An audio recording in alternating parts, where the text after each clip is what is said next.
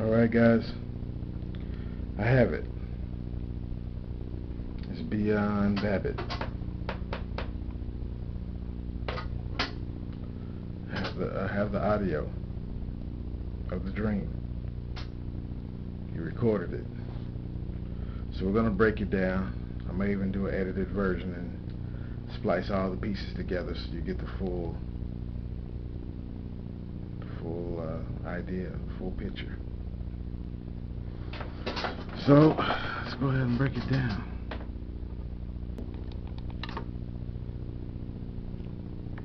Hello, this is the person who had the dream that Beyond Babbitt is speaking about.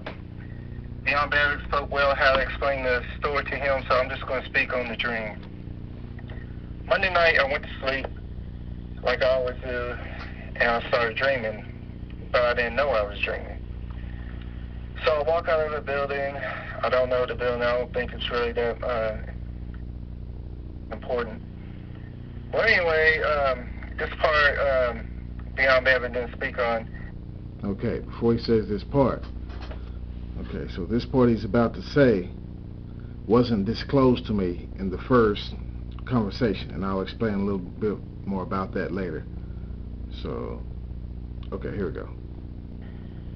There were something floating in the sky I could see, and it wasn't space. It was like in our atmosphere. The only thing I can kind of just relate to is it kind of looks something like the space station, parts of a space station. It wasn't a satellite. Whatever. I saw two of them. Anyway, then that went away, and then I looked in the sky. Okay, so this is where in our initial conversation, when he called me early in the morning after I had just went live and did the Elf is Coming. So this is where it started in our initial conversation right here. And I noticed how in my mind I was like, I don't see stars. What I did see was a centaur. Stop right there. He did not say centaur. I'm trying to get it the way y'all, I'm trying to get it to y'all the way I first heard it. Because right now this is, you know, he remembered some other details and stuff like that. But I'm trying to, originally, he did not say centaur. Okay.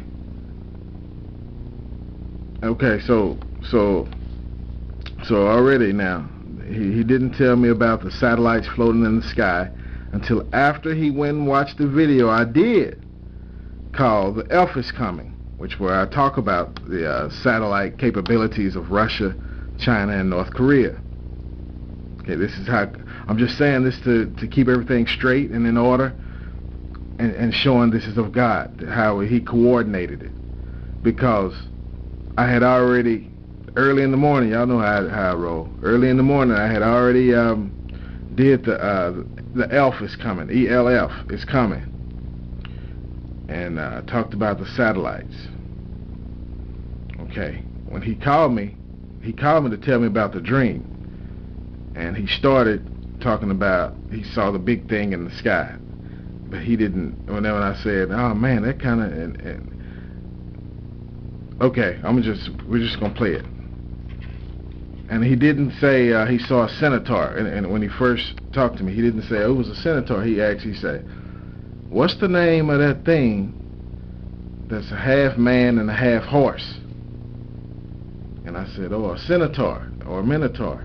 And he said, "Yeah, I saw that in the sky." Okay, so here we go. So I walk out of the building. I don't know the building. I don't think it's really that important. Well, anyway, this part Beyond Babbitt didn't speak on. There were something floating in the sky I could see, and it wasn't space. It was like in our atmosphere.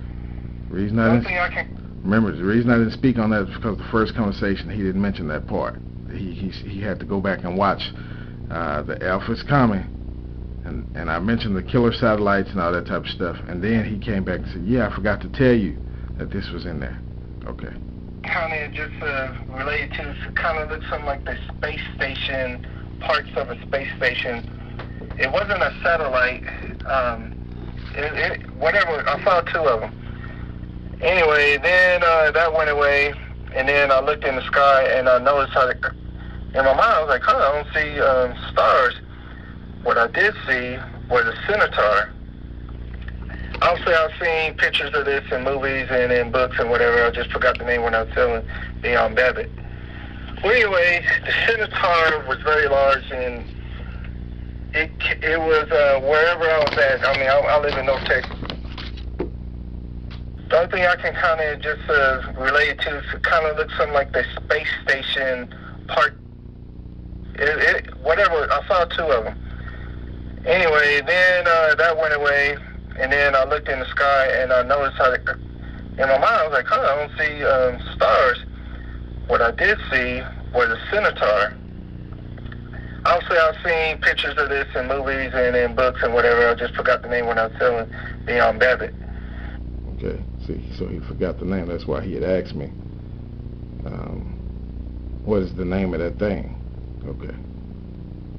Well, anyway, the centaur was very large, and it was wherever I was at. I mean, I live in North Texas, so I'm sure the whole state of Texas. Now, Texas is a big state. You know, from top to bottom driving, man, you're probably looking at 16 hours. And from east to west, probably about 15 hours. So it's pretty big. And so he's saying the whole state would have saw this, and then he's going to name some neighboring states as well. I'm just trying to get you to imagine what he saw. Louisiana, Oklahoma, the surrounding areas could see what I could see if this was to be real. The centaur was male on top and had a spear in his right hand, and he was looking at something. Okay. This part was also a detail that was left out in the initial conversation. He did not tell me that the spear was in his right hand. That's a detail. That's an important detail. I mean, I imagined it already, but I didn't think of it. Now, when it's specifically stated, a spear in his right hand, that kind of lets me know that this may have been of God, and it might be God's will. So he did tell me that he had a spear and he threw it, but he didn't say he had a spear in the right hand, in his right hand in the initial conversation. Male on top and had a spear in his right hand, and he was looking at something. He threw the spear with his right hand, and whatever he was aiming at, he had perfect aim and he hit it. Okay. Now he told me that. He told me he threw it and he hit something. But watch this. Then it exploded. You hear that? He did not tell me that in the first one. That's even worse than I thought. He did not tell me that it exploded. Perfect aim and he hit it. Then it exploded. See?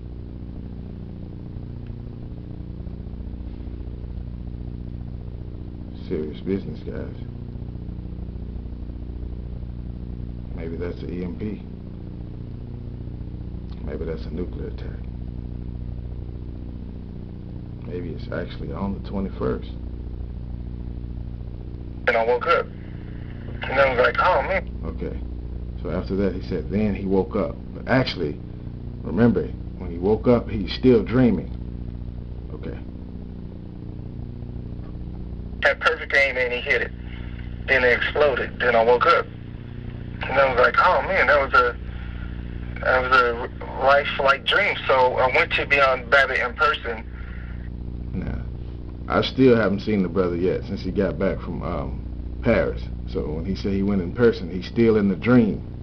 Okay. And I told him, and then Beyond Babbitt said, you just confirmed what the Lord had been telling me. And I forgot to tell y'all that part. That he said that in the dream. And then actually when he told me that part that he went to see me, we almost said that at the same time. I said, man, that confirmed. And he told me that's what you said in the dream. It was like almost I was like, wow. So it was deep. So I'm gonna let you hear that little part again. And then Beyond Babbitt said, you just confirmed what the Lord had been telling me. And then I really woke up. See? I told him that in the dream, and I told him that in person. I mean, but we wasn't in person. It was over the phone when he actually told it to me. You see what I'm saying? But in the dream, we were in person. But he actually called me that morning and told it to me. And it was like 3 o'clock or 4 o'clock in the morning.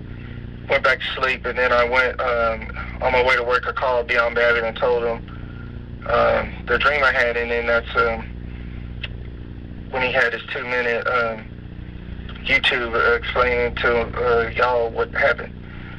Now, I will say this, Okay, so I'm going to say this right here. That's the end of the dream, but he had some more he wanted to say. And I understand. I'm going to let him say it. But I'm going to say this first. It's a reason why in the dream he went to tell me in the dream. That was instruction. It's kind of like the book of Acts when Ananias was showed he was going to go pray for Paul in a dream. And Paul saw in a dream that some man named Ananias was going to come pray for him. See, they dreams coordinated. God sent them both. Now, see, now I'm going to say this before he tell y'all this, but he told about the dream. Okay, he told about the dream some family members, maybe 3 family members, and maybe a minister. And they all had something else to say about it, or different interpretation or whatever, and doubting certain parts of it, of the interpretation. It's a reason why in the dream he was supposed to tell me the dream.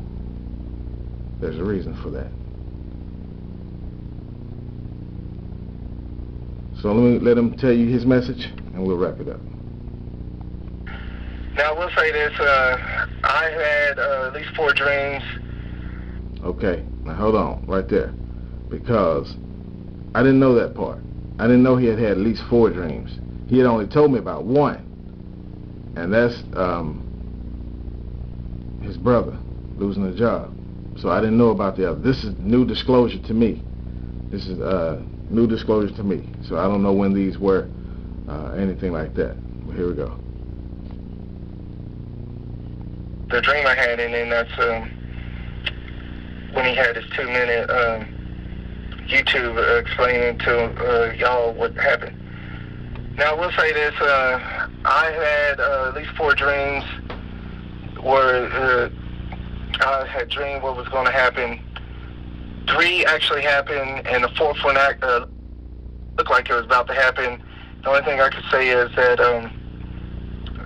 the Lord stepped in, or some miracle stepped in and prevented it. Now, I told the story to another minister, and the reason this is why I'm telling you this is, he said, well, dreams are in the future. They haven't happened yet. So prayer can change anything. So I'll say, I believe it. What he's saying is right, well, but I'm going to let him make his point, and we're going to finish up. They haven't happened yet. So prayer can change anything. So I'll say, I believe we can pray on it, and if it does come to happen, what Beyond Babbitt interpreted my dream to be, we still need to pray for the future. Thank you, and y'all have a good day. Bye. Okay. It's true, prayer can change things. But these are the times that have been prophesied about. We knew these days were coming. This is written 2,000 years ago. We've seen all the other signs. You can't take them signs back. You know? This is when I started my YouTube channel. This is stuff I started talking about. It's the first thing I started. You know, I tried to make it about business. It wasn't his will for me to talk about business. Those videos, they're not doing the views. It's for me to talk about life, the reality, the real news, and death, and the spirit, and the soul. You see what I'm saying? Real subjects you're not going to hear on CNN. And I've been telling y'all for months. almost a whole year, screaming at you. Go look at all my videos telling y'all that this day was coming. And with the Sagittarius throwing the spear with his right hand, and it hit the target and exploded. It sounds like, man, it sounds like it's God's doing.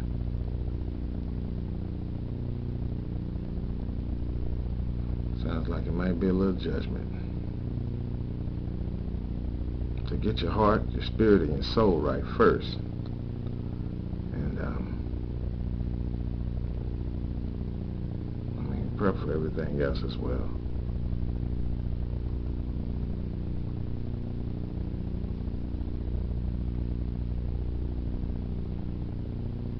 But to me, the interpretation of the dream is sure.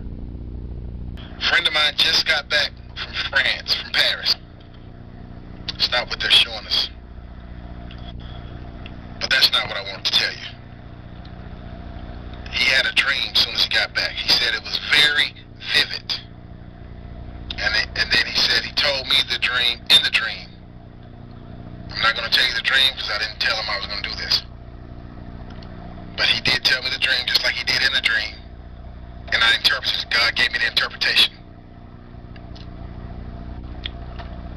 So the interpretation of the dream is this. Make sure you have all of your preparations done by December the 21st. All of your preparations done by December the 21st. You've been warned. The blood is not on my hand.